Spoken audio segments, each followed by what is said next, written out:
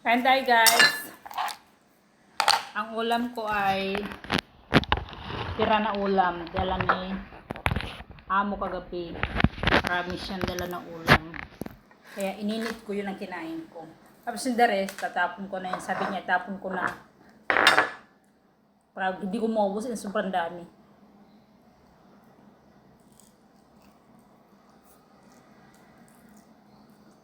Ito kasi yung handa ng kapatid niya sa kanila. Alam. Tsaka pizza. Kaya hindi niya alam, yung kapatid nung nag-sharon pala sa kanya, ang dami, ilang balot, 5 yata, 6. Iba-iba. E sino naman kakain nung kundi ako lang? Ba? Kala siguro matakaw ako. Iba-iba to eh. Meron mga paganyan. Tikman ko nga to kung anong lasa to.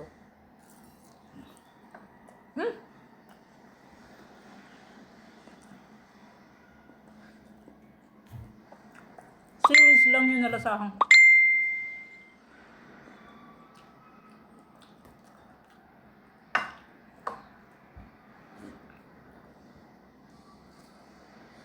Ito, manok yata. Nilagyan ng seaweeds.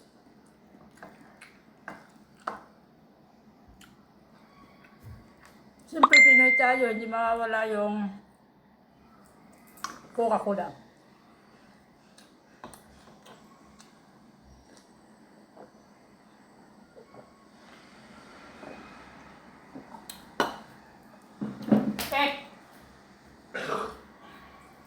Wala sila dito, maglilinis pa ako.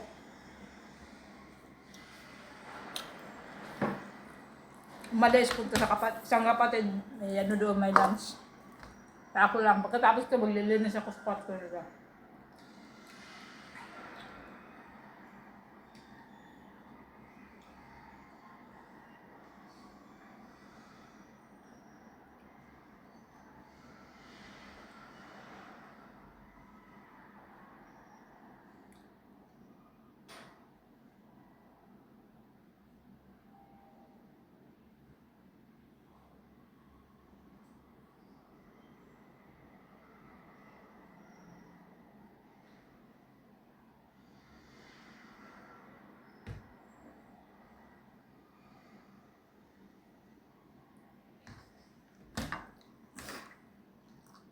Pinasa ng anak ko yung card niya ba? Abot eh, walang palakol. Yung third na grading.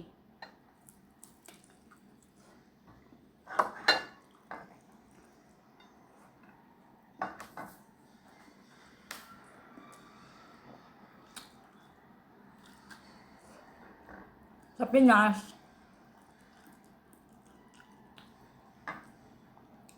hirap maghanap ng makain. Wala kang trabaho, di ka makakain. Dito, tapon lang.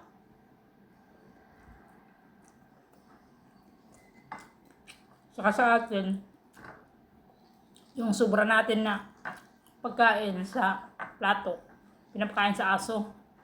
Ito sa basurahan ng bagsak. Di ba? Ganun talagang pagmayaman, mahirap tayo eh. Ako lang pala mahirap. Sana umaraw, mga damit.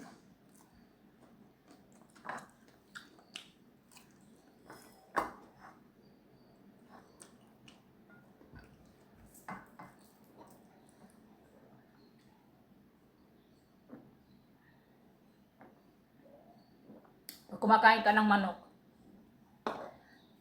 ang nababagay inumin, Coke. Yun kasi yung partner niya. Bakit mga ganyan nga?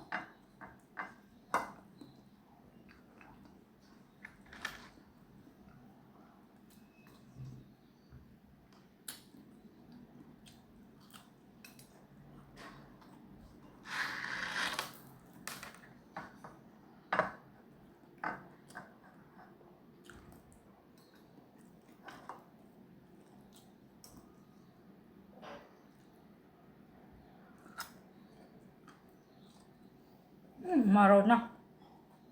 Nakatuyo na ng labit.